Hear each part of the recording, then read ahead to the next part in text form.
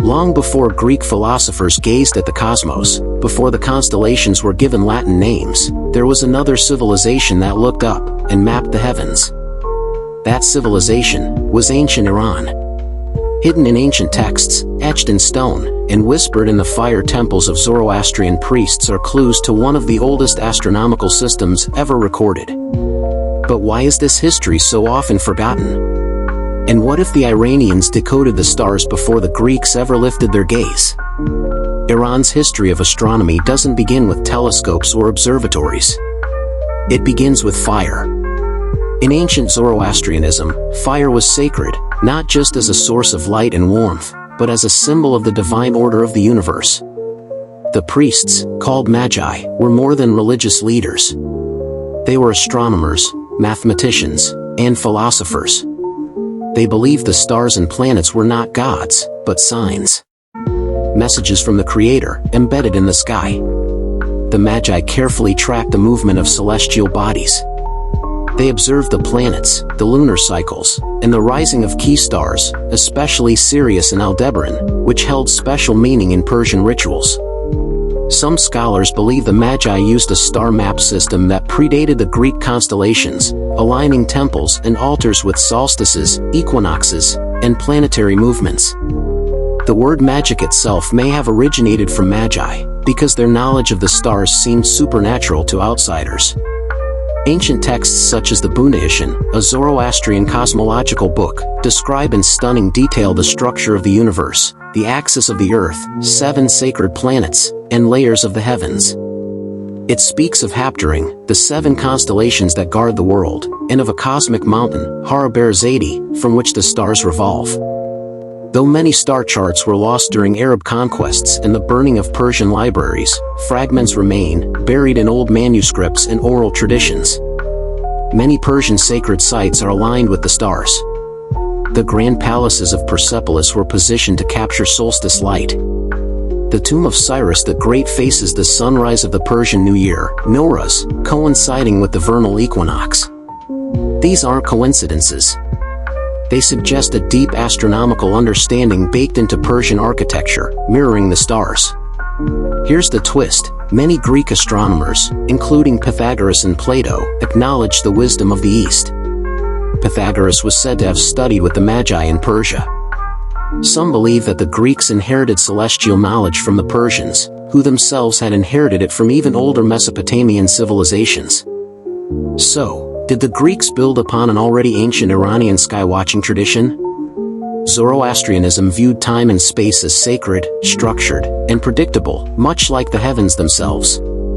This religion wasn't just a belief system, it was a celestial philosophy. Good and evil, day and night, were cosmic forces in balance. The sky was not just above us, it was within us. This duality shaped not only Persian science but also influenced later religious thought across the world. So why isn't this part of the mainstream story of astronomy?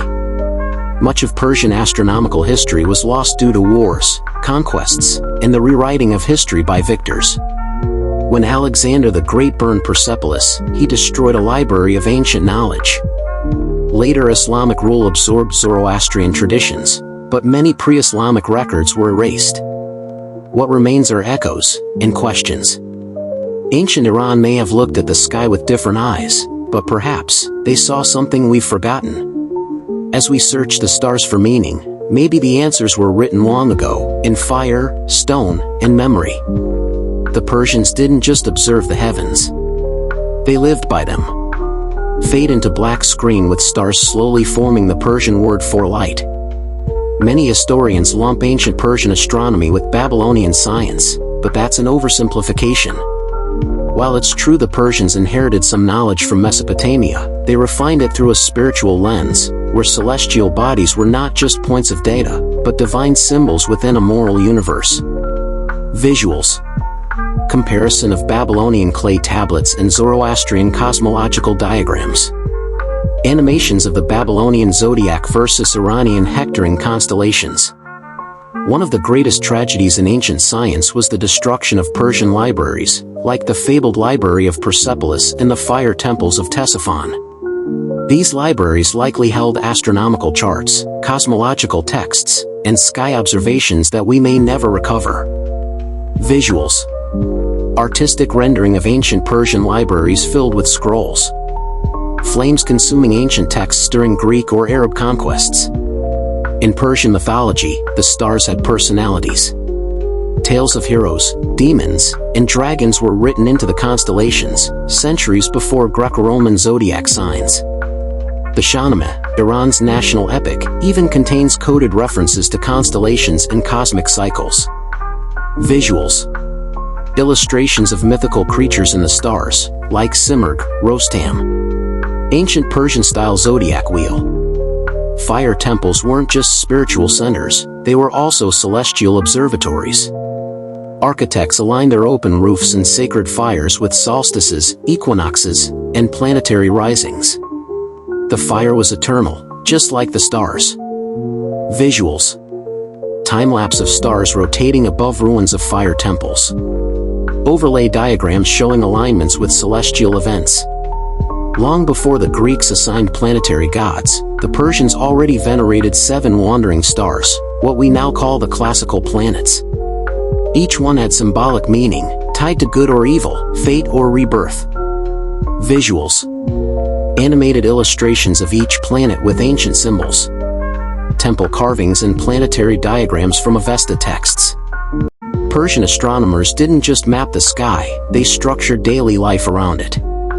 The Persian calendar, still in use today, is one of the most astronomically accurate systems in the world, based on precise solar movements. Visuals. Iranian New Year, Nowruz, celebration aligned with spring equinox. 3D visualization of Persian calendar's cosmic cycle. After the fall of the Achaemenid Empire, Persian astronomical knowledge didn't disappear. It traveled eastward to India, and westward into the Islamic Golden Age. Observatories in Baghdad, Samarkand, and Delhi carried the fingerprints of Persian sky science. Visuals. Trade routes from Persia to India. Islamic scholars quoting Zoroastrian ideas or using Persian star names. At the heart of ancient Iranian cosmology stood Har-Berzadi, the mythical high mountain around which the sky revolves. This concept, of a cosmic axis, predates Mount Meru in Hindu cosmology or the Norse Yggdrasil. It symbolized balance and eternity. Visuals.